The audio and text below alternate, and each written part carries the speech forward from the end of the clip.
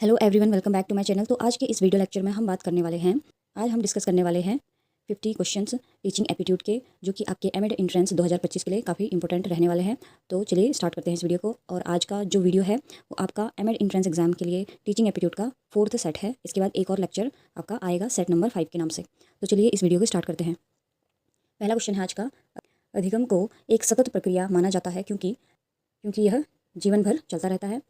It continues through out life, यानी कि ये पूरे लाइफ के दौरान जीवन भर चलता है, इसलिए बी ऑप्शन का राइट आंसर हो जाएगा। यानी कि लर्निंग क्या है, कंटिन्यूस प्रोसेस है। कंटिन्यूस क्यों है, क्योंकि ये पूरा जीवन चलता रहता है। सेकंड क्वेश्चन है, शिक्षण प्रक्रिया में लचीलापन क्यों आवश्यक है। Why flexibility important in teaching process. तो इसका जो राइट ऑप्शन है वो है बी, सभी छात्रों की अलग अलग ज़रूरतें होती हैं। Because of all student have different need. तो इसलिए क्या कहा गया है कि जो टीचिंग प्रोसेस होती है उसको फ्लेक्सिबिलिटी इसलिए इंपॉर्टेंट होती है क्योंकि जो अलग अलग स्टूडेंट होते हैं उनकी डाइवर्स नीड होती है। थर्ड क्वेश्चन है, प्रभावी शिक्षण के लिए सबसे उपयुक्त योजना होती है। The most suitable plan for effective teaching is. तो कौन सी होती है, पाठ योजना, यानी कि लेसन प्लान बना के जब आप पढ़ाते हैं तो वो काफ़ी इफेक्टिव टीचिंग मानी जाती है। तो सी ऑप्शन का राइट आंसर हो जाएगा।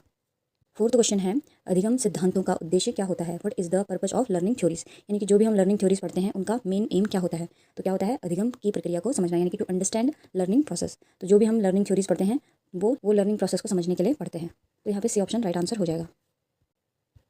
नेक्स्ट क्वेश्चन है, टीचर एज फैसिलिटेटर का मतलब है। Teacher as a facilitator means, यानी कि देखिए मैंने ये शब्द आपको याद रखने के लिए कहा था, तो ये काफ़ी इंपॉर्टेंट बन जाता है जब इस तरह का क्वेश्चन आता है। तो टीचर को फैसिलिटेटर क्यों कहा गया है, क्योंकि शिक्षक छात्रों को स्वतंत्र रूप से सीखने में सहायता करता है, इसलिए teacher helps students learn independently, इसलिए उसे क्या कहा गया है, फैसिलिटेटर कहा गया है। तो बी ऑप्शन इसका राइट आंसर हो जाएगा। सिक्स्थ क्वेश्चन है, कौन सी रणनीति उच्च स्तर की सोच को विकसित करने में सहायक होती है। Which strategy promotes higher order thinking. तो इसका राइट आंसर क्या होगा, समस्या समाधान कार्य, यानी कि प्रॉब्लम सॉल्विंग टास्क। तो जितना ज़्यादा आप प्रॉब्लम सॉल्विंग टास्क करेंगे उतनी ही ज़्यादा आपकी जो थिंकिंग है वो बढ़ती चली जाएगी। तो सी ऑप्शन यहाँ पे राइट आंसर हो जाएगा। सेवंथ क्वेश्चन है, कौन सी विशेषता एक प्रभावी मूल्यांकन में नहीं होनी चाहिए। What is not a feature of effective assessment. तो कौन सी नहीं होनी चाहिए कि असेसमेंट सिर्फ अंकों पर आधारित नहीं होना चाहिए, बेस्ड ऑन ओनली मार्क्स। यानी कि जो असेसमेंट है, इफेक्टिव असेसमेंट क्या होना चाहिए, रेगुलर बेसिस पे होना चाहिए, ग्रोथ ओरिएंटेड होना चाहिए, शोइंग प्रोग्रेस, यानी कि ये सब तो होना चाहिए, लेकिन क्या नहीं होना चाहिए, सिर्फ अंकों पर आधारित नहीं होना चाहिए। तो यहाँ पे बी ऑप्शन इसका राइट आंसर हो जाएगा। तो ये अब इंपॉर्टेंट क्वेश्चन है एक, अगर एक छात्र अधिगम में पिछड़ रहा हो तो सबसे पहले क्या करना चाहिए। If a student is lagging in learning the first step should be. तो क्या होना चाहिए, सबसे पहले आप क्या करेंगे, डायग्नोस करेंगे उसकी समस्या कहाँ पे है, यानी कि निदानात्मक मूल्यांकन करना, कंडक्ट डायग्नोस्टिक इवैल्यूएशन। तो बी ऑप्शन यहाँ पे राइट आंसर हो जाएगा। अब 9 क्वेश्चन है, शिक्षण की प्रभावशीलता को मापा जा सकता है। Teaching effectiveness can be measured by. तो किसके द्वारा नापा जा सकता है टीचिंग की इफेक्टिवनेस को, छात्रों की प्रतिक्रिया और परिणाम, यानी कि student feedback and outcomes. B option इसका राइट आंसर हो जाएगा। 10th क्वेश्चन है, एक कुशल शिक्षक की पहचान है। A good teacher is identified by. तो किससे पहचाना जाता है एक अच्छे शिक्षक को, जो प्रेरणा देता है। तो प्रेरणा देना इसका राइट आंसर हो जाएगा। B option is the right answer. 11वां क्वेश्चन है, सीखने का सर्वश्रेष्ठ तरीका है। The best way of learning is. तो क्या होता है, अनुभव आधारित अधिगम, यानी कि एक्सपीरियंशियल लर्निंग जो होती है सबसे बेस्ट वे होता है। तो बी ऑप्शन इसका राइट आंसर हो जाएगा। 12 क्वेश्चन है, अधिगम की प्रक्रिया में फीडबैक का महत्व है क्योंकि वह feedback is important in learning because वो क्या करती है, सुधार की दिशा दिखाती है, शोज डायरेक्शन फॉर इंप्रूवमेंट। तो ये हमने पहले भी बात करी थी, तो बी ऑप्शन इसका राइट आंसर हो जाएगा। 13th क्वेश्चन है, शिक्षण विधियों का चुनाव किस पर आधारित होना चाहिए। Choice of teaching method should be based on. तो किस पे होना चाहिए, विषय की प्रकृति और छात्रों की आवश्यकता पर, यानी कि बी ऑप्शन का राइट आंसर हो जाएगा, subject nature and learner need पे। 14th क्वेश्चन है, कॉम्पिटेंसी बेस्ड एजुकेशन का मुख्य उद्देश्य है। The main goal of competency based education is. तो ये भी इंपॉर्टेंट क्वेश्चन है, इसको ध्यान में रखेंगे आप। तो इसका जो राइट ऑप्शन होगा, जो कॉम्पिटेंसी बेस्ड एजुकेशन होती है वो क्या करती है, विशेष कौशल को विकसित करती है, डेवलप स्पेसिफिक स्किल्स। तो सी ऑप्शन यहाँ पे राइट आंसर हो जाएगा। 15 क्वेश्चन है, बच्चों की सोच को प्रोत्साहित करने के लिए सबसे अच्छा तरीका है। Best way to encourage children's thinking. तो क्या होगा इसका राइट आंसर, खुले सवाल पूछना, आस्क ओपन एंडेड क्वेश्चन। ये भी इंपॉर्टेंट क्वेश्चन है, इसको ध्यान में रखेंगे। बी ऑप्शन इसका राइट आंसर हो जाएगा। ओपन एंडेड क्वेश्चन वो क्वेश्चन होते हैं जिसके एक क्वेश्चन के बहुत सारे सॉल्यूशंस हो सकते हैं या बहुत सारे आंसर्स हो सकते हैं। 16th क्वेश्चन है, मूल्यांकन का फीडबैक ओरिएंटेड होना क्यों जरूरी है। Why should evaluation be feedback oriented. तो फीडबैक ओरिएंटेड क्यों होना चाहिए, ताकि क्या हो सके, छात्र सुधार कर सके, सो स्टूडेंट कैन इम्प्रूव। तो इसीलिए क्या होता है, फीडबैक ओरिएंटेड होता है इवैल्यूएशन। तो सी ऑप्शन इसका राइट आंसर हो जाएगा। 17 क्वेश्चन है, एक शिक्षक का आचरण विद्यार्थियों पर कैसे प्रभाव डालता है। How does teacher behaviour affect student. तो इसका राइट ऑप्शन क्या होगा, आदर्श के रूप में कार्य करना, यानी कि जब जो टीचर है एक रोल मॉडल की तरह एक्ट करेगा तो उसका जो बिहेवियर है बच्चों को इफेक्ट करेगा। तो बी ऑप्शन इसका राइट आंसर हो जाएगा। 18th क्वेश्चन है, अधिगम का सही संकेतक है। True indication of learning is, तो इसका राइट ऑप्शन क्या होगा? व्यवहार और दृष्टिकोण में परिवर्तन, change in behaviour and attitude, तो वो क्या होगा? लर्निंग होती है। अगर आपसे पूछा जाए लर्निंग क्या होती है, तो आपको ऑप्शन में देना है answer change in behaviour and attitude क्या होती है? लर्निंग होती है। तो इस तरह से भी आपको ये क्वेश्चन पूछा जा सकता है। तो अभी इस केस में इसका आंसर बी है। 19 क्वेश्चन इंपॉर्टेंट है। कोलैबोरेटिव लर्निंग का लाभ है। The benefit of collaborative learning is, तो क्या लाभ होता है? छात्र एक दूसरे से क्या करते हैं? सीखते हैं। Student learn from each other, यानी कि जो पीयर ग्रुप में सीखते हैं बच्चे, या ग्रुप में काम करते हैं, प्रोजेक्ट काम करते हैं, तो वहाँ पे क्या होती है? कोलैबोरेटिव लर्निंग होती है। तो वहाँ पे बच्चे क्या करते हैं? एक दूसरे से कुछ ना कुछ सीखते हैं। तो सी ऑप्शन इसका राइट आंसर हो जाएगा। 20 क्वेश्चन है। अधिगम में बाधक तत्व नहीं है, which is not a barrier in learning, यानी कि नॉट पूछा है। तो देखिए पहला ऑप्शन है स्पष्ट निर्देश, परीक्षा का डर, नकारात्मक वातावरण, निगेटिव एनवायरनमेंट, प्रेरणा की कमी, लैक ऑफ मोटिवेशन। तो देखिए बाधक तत्व नहीं है पूछा है। बाधक तत्व परीक्षा का डर बाधक तत्व हो सकता है, नकारात्मक वातावरण भी बाधक तत्व हो सकता है, प्रेरणा में कमी आना, लैक ऑफ मोटिवेशन भी क्या हो सकता है? लर्निंग में बैरियर हो सकता है। लेकिन अगर हम किसी को स्पष्ट निर्देश दे रहे हैं या क्लियर इंस्ट्रक्शन दे रहे हैं लर्निंग को लेके, तो क्या वो बाधक होगा? क्या वो बैरियर बनेगा? नहीं बनेगा। वो क्या होगा? सहायक होगा। तो हमें नहीं पूछा है, तो ए ऑप्शन इसका राइट आंसर हो जाएगा। इस तरह से भी आपसे क्वेश्चन नोट करके पूछ सकते हैं। 21 क्वेश्चन है। शिक्षक की भाषा होनी चाहिए और टीचर्स लैंग्वेज शुड बी, तो कैसी होनी चाहिए टीचर की भाषा? समझने योग्य और सजीव, understandable and lively. C option इसका राइट आंसर हो जाएगा। 22 क्वेश्चन है। शिक्षण एक द्विपक्षीय प्रक्रिया है क्योंकि, तो ये आपको मैंने पढ़ाया था। Teaching is two way process because, because इसमें क्या होता है? छात्र और शिक्षक दोनों संलग्न होते हैं। Both teacher and student are involve. B option इसका राइट आंसर हो जाएगा। 23 क्वेश्चन जो है इंपॉर्टेंट क्वेश्चन है, इसको ध्यान में रखेंगे। अधिगम में सबसे बड़ा प्रेरक होता है। The strongest motivator in learning is, वो क्या होता है? आंतरिक जिज्ञासा, यानी कि इंट्रिंसिक क्यूरियोसिटी। तो बी ऑप्शन इसका राइट आंसर हो जाएगा। 24 क्वेश्चन है। कक्षा प्रबंधन के लिए सर्वोत्तम तरीका है। Best way for classroom management is, तो इसका राइट ऑप्शन क्या होगा? सकारात्मक संबंध और स्पष्ट निर्देश, positive relationship and clear instruction. तो जब आप पॉजिटिव एनवायरनमेंट बनाएंगे तो उससे क्या होगा? जो क्लासरूम मैनेजमेंट होगा उसमें हेल्प मिलेगी। तो इसका राइट ऑप्शन सी ऑप्शन हो जाएगा। 25 क्वेश्चन है। छात्रों के आत्मविश्वास को बढ़ाने के लिए क्या किया जाना चाहिए? What should be done to boost students confidence, तो क्या किया जाना चाहिए? उनके प्रयासों की सराहना करना चाहिए, अप्रिशिएट देयर एफर्ट। तो सी ऑप्शन यहाँ पे राइट आंसर हो जाएगा। 26 क्वेश्चन है। एक प्रभावी शिक्षक अधिगम स्थानांतरण, ट्रांसफर ऑफ लर्निंग को कैसे बढ़ावा देता है? How does an effective teacher promote transfer of learning? तो देखिए ट्रांसफर ऑफ लर्निंग भी इंपॉर्टेंट टॉपिक है आपका, तो इसे भी आप पढ़ लेंगे। तो इसका जो राइट ऑप्शन होगा, जो टीचर होता है वो ट्रांसफर ऑफ लर्निंग में कैसे बढ़ावा देता है उसको, तो इसका राइट ऑप्शन क्या हो जाएगा? वास्तविक जीवन के उदाहरणों से जोड़कर, by linking with real life example. तो यहाँ पे बी ऑप्शन इसका राइट आंसर हो जाएगा। तो यहाँ पे हम कह सकते हैं जो टीचर जिसे इफेक्टिव टीचिंग करनी आती होगी, तो क्या करेगा? रियल लाइफ सिचुएशन के एग्जाम्पल्स बच्चों को देगा, जिससे बच्चे अपने जो भी कंटेंट पढ़ रहे होंगे उससे कनेक्ट कर पाएंगे। 27 क्वेश्चन है। प्रभावी शिक्षण प्रक्रिया में निम्नलिखित में से कौन सी गतिविधि अंतिम होती है? Which of the following is last activity in effective teaching? तो इफेक्टिव टीचिंग के अंदर लास्ट एक्टिविटी कौन सी होती है? मूल्यांकन करना, कंडक्टिव असेसमेंट, या इसको हम इंग्लिश में इवैल्यूएशन भी कह सकते हैं। तो सी ऑप्शन का राइट आंसर हो जाएगा। 28 क्वेश्चन है। कौन सा घटक अधिगम को सबसे अधिक प्रभावित करता है? Which factor influences learning the most?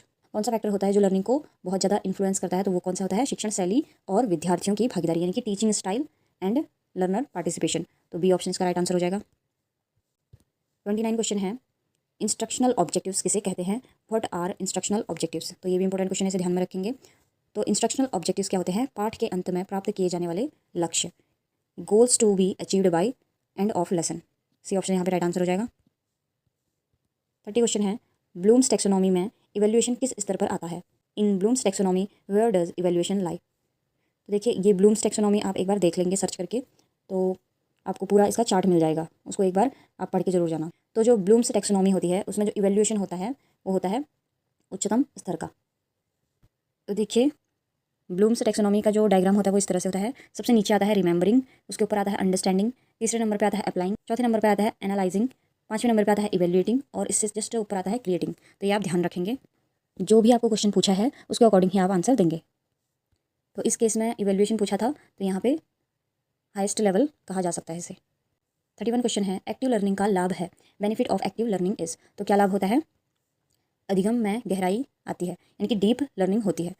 जैसे ही हम अपनी एक्टिव पार्टिसिपेशन देते हैं, ध्यान से पढ़ते हैं कोई चीज़ को, तो उससे क्या होता है? जो भी हम टॉपिक पढ़ते हैं वो हमें बहुत अच्छे से समझ में आता है। तो बी ऑप्शन यहाँ पे राइट आंसर हो जाएगा। 32 क्वेश्चन है। यदि कोई छात्र प्रत्येक उत्तर से पहले शिक्षक को देखता है तो यह दर्शाता है। If a student looks at a teacher before every answer it indicates, तो क्या इंडिकेट करता है कि उसके अंदर आत्मविश्वास की कमी है, लैक ऑफ कॉन्फिडेंस। तो ए ऑप्शन यहाँ पे राइट आंसर हो जाएगा। 33 क्वेश्चन है, शिक्षक विद्यार्थी संवाद का सर्वोत्तम रूप है। Best form of teacher student communication is, तो वो क्या होता है? प्रश्नोत्तर आधारित संवाद, यानी कि क्वेश्चन आंसर बेस्ड इंट्रैक्शन। तो जब टीचर क्वेश्चन पूछता है, स्टूडेंट आंसर देता है, कभी स्टूडेंट क्वेश्चन पूछता है और टीचर आंसर देता है, तो ये बेस्ट कम्युनिकेशन कहलाता है टीचर और स्टूडेंट के बीच में। तो बी ऑप्शन यहाँ पे राइट आंसर हो जाएगा। 34 क्वेश्चन है, विद्यार्थियों की जिज्ञासा का समाधान कैसे करना चाहिए? How should a teacher deal with student curiosity, तो जो टीचर होता है वो स्टूडेंट की क्यूरियोसिटी को कैसे हैंडल करता है? सकारात्मक रूप से उत्तर देकर, यानी कि रिस्पॉन्ड पॉजिटिवली। तो सी ऑप्शन इसका राइट आंसर हो जाएगा। 35 क्वेश्चन है, यदि एक शिक्षक आईसीटी का प्रयोग केवल पावर पॉइंट दिखाने में करता है तो यह प्रयोग है। If a teacher uses ICT only to show power point is, तो क्या है? सीमित उसका यूज कर रहा है, यानी कि लिमिटेड यूज उसका कर रहा है। तो बी ऑप्शन यहाँ पे राइट आंसर हो जाएगा। 36 क्वेश्चन है, प्रभावी अधिगम हेतु पूर्व ज्ञान पीरियर नॉलेज क्यों महत्वपूर्ण है? Why is prior knowledge important for effective learning, तो ये क्वेश्चन इंपॉर्टेंट है। तो यहाँ पे कहने का मतलब ये है कि अगर आप कोई टॉपिक पढ़ा रहे हैं तो उससे पहले जो पूर्व ज्ञान होता है उसे क्यों जांचा जाता है? तो क्यों जांचा जाता है उसे? ताकि नया ज्ञान मौजूदा ज्ञान से जोड़ा जा सके, to connect new knowledge with existing one, या उसको और ज़्यादा एडवांस फॉर्म में उस नॉलेज को बताने के लिए जोड़ा जाता है। तो सी ऑप्शन इसका राइट आंसर हो जाएगा। 37 क्वेश्चन है, शिक्षण के दौरान वेट टाइम का प्रयोग किस लिए होता है? Why is wait time use in teaching, तो वेट टाइम का यूज किस लिए होता है? छात्र को सोचने का अवसर देने के लिए, to give students time to think. तो बी ऑप्शन इसका राइट आंसर हो जाएगा। 38 क्वेश्चन है, रेमेडियल टीचिंग का उद्देश्य है, ये इंपॉर्टेंट क्वेश्चन है। The purpose of remedial teaching is, तो क्या होता है इसका पर्पज? कमजोर छात्रों की कठिनाइयों को दूर करना, help weak student overcome difficulties. तो यहाँ पे बी ऑप्शन इसका राइट आंसर हो जाएगा। जो डायग्नोस्टिक टीचिंग होती है वो पहले छात्र की समस्या का पता लगाती है और जो भी उसको कठिनाई होती है तो उसको हेल्प कौन करती है? रेमेडियल टीचिंग करती है। 39 क्वेश्चन है, शिक्षण में कंस्ट्रक्टिव फीडबैक का क्या महत्व है? What is the role of constructive feedback in teaching? इसका राइट आंसर क्या हो जाएगा? बी, सुधार और प्रेरणा देता है, encourages and guides improvement. 40 question है, शिक्षक को कक्षा में प्रश्न पूछते समय किन बातों का ध्यान रखना चाहिए? While asking question in class a teacher should, तो टीचर को किस बात का ध्यान रखना चाहिए? प्रश्न स्पष्ट और उद्देश्यपरक होने चाहिए, यानी कि जो क्वेश्चन होने चाहिए वो कैसे होने चाहिए? Question should be clear and purposeful, यानी कि ऐसे कोई क्वेश्चन नहीं होने चाहिए जो कंटेंट से रिलेटेड हो ही ना, यानी कि जो आप पढ़ा रहे हैं, जो आप पाठ पढ़ा रहे हैं उससे संबंधित ही जो होने चाहिए आपके प्रश्न होने चाहिए। तो सी ऑप्शन इसका राइट आंसर हो जाएगा। 41 क्वेश्चन है, कौन सी रणनीति विशेष आवश्यकता वाले छात्रों के लिए उपयुक्त है? Which strategy is suitable for special need student, तो कौन सी होती है? भिन्न और समावेशी विधियां अपनाना, differentiate and inclusive methods. B option इसका राइट आंसर हो जाएगा। ये इंपॉर्टेंट क्वेश्चन है, इसको ध्यान में रखेंगे। 42 क्वेश्चन है, एक शिक्षक को कक्षा में सबसे पहले क्या करना चाहिए? What should a teacher do first in the classroom, तो क्या करना चाहिए? छात्रों को प्रेरित करना चाहिए और उनका ध्यान खींचना चाहिए, मोटिवेट एंड गेन अटेंशन। तो जब तक आप छात्रों से इंटरेक्शन नहीं करेंगे तो वो आपकी बात ध्यान से नहीं सुनेंगे। तो यहाँ पे सी ऑप्शन राइट आंसर हो जाएगा। 43 क्वेश्चन, छात्रों के आत्मनिर्भर अधिगम के लिए उपयुक्त विधि है for self directed learning which method is best, तो ये क्वेश्चन इंपॉर्टेंट है, इसे ध्यान में रखेंगे। तो कौन सा मेथड सबसे बेस्ट होता है? वो होता है प्रोजेक्ट मेथड, यानी कि परियोजना विधि। सी ऑप्शन इसका राइट आंसर हो जाएगा। 44 क्वेश्चन है, इंक्वायरी बेस्ड लर्निंग में छात्र क्या करते हैं? इन इंक्वायरी बेस्ड लर्निंग स्टूडेंट, तो क्या करते हैं? सवाल पूछते हैं और खोजते हैं, ask question and find answers. तो ये बी ऑप्शन इसका राइट आंसर हो जाएगा। इंक्वायरी बेस्ड लर्निंग को भी आप पढ़ लेंगे, ये भी इंपॉर्टेंट टॉपिक है। 45 क्वेश्चन है, यदि शिक्षक खुद ही सभी उत्तर दे रहा हो तो यह दर्शाता है? If teacher gives all answers himself it shows, तो ये क्या शो करता है? अधिगम केंद्रित नहीं है, नॉट लर्निंग सेंटर। तो यहाँ पे क्या हो रहा है? टीचर ही खुद पढ़ाया जा रहा है और खुद ही आंसर दिए जा रहा है और कोई भी एक्टिविटी नहीं हो रही है, सब पैसिव हो रहा है। तो ये जो लर्निंग होगी लर्नर के सेंटर के अकॉर्डिंग नहीं होगी, अधिगम केंद्रित नहीं होगी, वहाँ पे कोई लर्निंग नहीं हो पाएगी बच्चे की। तो सी ऑप्शन यहाँ पे राइट आंसर हो जाएगा। 46 क्वेश्चन है, अधिगम के सिद्धांतों को जानना शिक्षकों के लिए क्यों जरूरी है? Why should teachers know learning principle, तो इसका राइट ऑप्शन क्या हो जाएगा? शिक्षण की प्रभावशीलता बढ़ाने के लिए, टू इनहेंस टीचिंग इफेक्टिवनेस। तो यहाँ पे सी ऑप्शन इसका राइट आंसर हो जाएगा कि जो टीचर्स होते हैं उन्हें लर्निंग प्रिंसिपल क्यों जाननी चाहिए? ताकि वो अच्छे से पढ़ा सकें, प्रभावशाली ढंग से पढ़ा सकें। तो सी ऑप्शन इसका राइट आंसर हो जाएगा। 47 क्वेश्चन है, कौन सा मूल्यांकन प्रारूप शिक्षा में सतत विकास को मापता है? Which assessment format measures continuous progress, तो कौन मापता है? C option, formative assessment. तो सी ऑप्शन इसका राइट आंसर है और इसे आप ध्यान रखेंगे कि जो फॉर्मेटिव असेसमेंट होता है वो कंटिन्यूअस प्रोग्रेस को मेजर करता है। इंपॉर्टेंट क्वेश्चन है 47, ध्यान में रखिएगा। 48 क्वेश्चन है, मेटाकॉग्निशन का अर्थ है, व्हाट डज मेटाकॉग्निशन मीन्स, तो ये मैंने आपको लास्ट लेक्चर में भी बताया था। इसका राइट ऑप्शन क्या है? अपने सोचने की प्रक्रिया के बारे में सोचना, यानी कि thinking about one's own thinking, यानी कि आप अपने ही मन के विचारों को क्या कर रहे हैं, सोच रहे हैं, समझ रहे हैं, चिंतन कर रहे हैं उस पर, तो इसे क्या बोलते हैं, मेटाकॉग्निशन बोलते हैं। सी ऑप्शन इसका राइट आंसर हो जाएगा।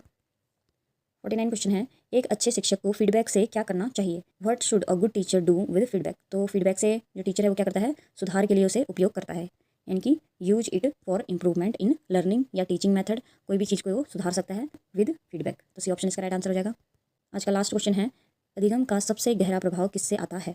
Deepest learning impact comes from. तो किससे आता है, जब हम लर्निंग बाय डूइंग करते हैं तो उससे क्या होता है, लर्निंग सबसे बेस्ट होती है। तो सी ऑप्शन इसका राइट आंसर हो जाएगा। तो आज हमने सेट 4 के 50 क्वेश्चंस को डिस्कस कर लिया है। अब आपका एक लास्ट लेक्चर आएगा जो कि सेट 5 से रिलेटेड होगा, जिसमें हम 50 क्वेश्चंस को फिर से डिस्कस करेंगे, जो कि आपके लास्ट 50 क्वेश्चंस रहेंगे टीचिंग एप्टीट्यूड के। तो अब हम इंटेलिजेंस को थोड़ा बहुत समझ लेते हैं। बुद्धि का अर्थ, मीनिंग ऑफ इंटेलिजेंस। बुद्धि वह योग्यता है जिससे व्यक्ति सीखता है, समझता है, तर्क करता है, समस्याओं को हल करता है और नए परिवेश में स्वयं को ढालता है। तो उसे क्या बोलते हैं, हम बुद्धि बोलते हैं, यानी कि इंटेलिजेंस बोलते हैं। अब आपके एग्जाम में कैसे क्वेश्चन आ सकते हैं, बुद्धि के सिद्धांत यानी कि थ्योरीज ऑफ इंटेलिजेंस। तो इसमें कुछ थ्योरीज होते हैं जो आपके एमिड एंट्रेंस एग्जाम में पूछी जा सकती हैं। तो पहला जो होता है वो होता है एकात्मक सिद्धांत यानी कि यूनिटरी थ्योरी। ये जो थ्योरी है वो कहती है बुद्धि एक समान और एकल योग्यता होती है। और ये किसने दी थी, अल्फ्रेड बीनेट ने यूनिटरी थ्योरी दी थी, इसे आप याद रखेंगे। सेकंड पार्ट है समष्टिगत सिद्धांत यानी कि मल्टी फैक्टर थ्योरी, जो कि किसने दी थी, एडवर्ड थॉर्नडाइक ने दी थी। ये भी आप ध्यान रखेंगे। इसमें क्या कहा गया था, बुद्धि अनेक स्वतंत्र क्षमताओं का समूह होती है, यानी कि बुद्धि एक प्रकार की नहीं होती है। इन्होंने कहा कि बुद्धि के बहुत सारे स्वतंत्र क्षमताएं होती हैं और वो उनका एक समूह होता है। इसके बाद दो कारक सिद्धांत आई यानी कि टू फैक्टर थ्योरी आई, जो कि स्पेयरमैन ने दी थी। इसे आप ध्यान रखेंगे। स्पेयरमैन ने क्या कहा था कि स्पेयरमैन के अनुसार बुद्धि दो तत्वों से मिलकर बनी होती है, जी तत्व सामान्य बुद्धि और एस तत्व विशिष्ट बुद्धि। यानी कि सामान्य बुद्धि यानी कि जनरल इंटेलिजेंस की बात की थी उन्होंने, और स्पेसिफिक इंटेलिजेंस की बात की थी। यानी कि स्पेयरमैन के अनुसार जो इंटेलिजेंस होती है वो जनरल और स्पेसिफिक होती है। और लास्ट जो इंटेलिजेंस थ्योरी मानी जाती है वो आती है बहुबुद्धि सिद्धांत यानी कि मल्टीपल इंटेलिजेंस थ्योरी, जो कि गार्डनर ने दी थी। काफ़ी इंपॉर्टेंट मानी जाती है। ये भी एग्जाम में आपसे पूछा जा सकता है कि मल्टीपल इंटेलिजेंस थ्योरी किसने दी थी। तो गार्डनर ने क्या कहा था कि यहाँ पे 8 प्रकार की बुद्धियाँ होती हैं, उन्होंने ऐसे बोला था। और इसमें भाषा, तार्किक, संगीत से रिलेटेड जो बुद्धि होती है, तो इस तरह की बुद्धियों के बारे में उन्होंने बोला था। इसका आप जो लिस्ट है वो आप इंटरनेट पर सर्च करके देख सकते हैं कि मल्टीपल इंटेलिजेंस की थ्योरी में कितने 8 प्रकार की जो श्रेणियाँ होती हैं बुद्धि की, वो कौन कौन सी होती हैं। इसके बाद हम बात करते हैं बुद्धि मापन यानी कि इंटेलिजेंस मेजरमेंट किस प्रकार से किया जाता है। प्रमुख बुद्धि परीक्षण कौन कौन से होते हैं, तो हो सकता है आपसे नाम पूछ लिया जाए। तो कौन कौन से होते हैं, Stanford Binet test, Wechsler's intelligence scale, Raven's progressive matrices culture free test, या भारतीय बैटरी टेस्ट भारतीय संदर्भ में। और जो आईक्यू इंटेलिजेंस क्वेश्चन होता है उसका जो सूत्र होता है वो भी इंपॉर्टेंट है। आईक्यू इज इक्वल टू होता है मानसिक आयु बट्टे वास्तविक आयु गुणा 100। इससे आप इंटेलिजेंस क्वेश्चन आईक्यू को कैलकुलेट कर सकते हैं। आपके एग्जाम में हो सकता है पूछा जाए। यानी कि I Q is equal to MA/CA into 100, यानी MA होती है मेंटल एज और CA होती है क्रोनोलॉजिकल एज।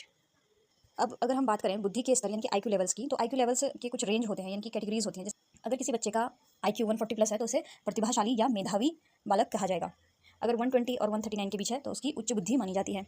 110 और 100 औसत से अधिक बुद्धि वाले बच्चों को बोला जाता है। 90 to 109 औसत बुद्धि मानी जाती है। और 80 से 89 को क्या बोलते हैं, औसत से कम बुद्धि। 70 to 79 क्या होती है, सीमांत बुद्धि। और जो बिलो 70 होती है वो मंद बुद्धि कहलाते हैं। जो लास्ट आपको टॉपिक पढ़ना चाहिए, बुद्धि मापन की विशेषता यानी कि कैरेक्टरिस्टिक ऑफ इंटेलिजेंस टेस्ट। तो अगर आप इंटेलिजेंस टेस्ट ले रहे हैं तो वो टेस्ट कैसा होना चाहिए, वैलिड होना चाहिए यानी कि उसकी वैधता होनी चाहिए, रिलायबिलिटी होनी चाहिए इसमें यानी कि विश्वसनीयता होनी चाहिए, ऑब्जेक्टिविटी होनी चाहिए यानी कि वस्तुनिष्ठता होनी चाहिए, और यूजेबिलिटी भी होनी चाहिए यानी कि प्रायोगिकता होनी चाहिए। तो आज हमने टीचिंग क्वेश्चंस के साथ साथ एक टॉपिक भी कर लिया है। आई होप सो आपको ये टॉपिक समझ में आया होगा। थैंक यू सो मच मेरा वीडियो देखने के लिए। अगर आपको इस वीडियो के रिगार्डिंग कोई भी डाउट एंड क्वेरी होता है तो आप मुझे कमेंट करके पूछ सकते हैं, मैं आपके कमेंट का जरूर रिप्लाई करूंगी। तब तक के लिए थैंक यू सो मच मेरा वीडियो देखने के लिए। Please do like, share and subscribe to my channel. Thank you so much.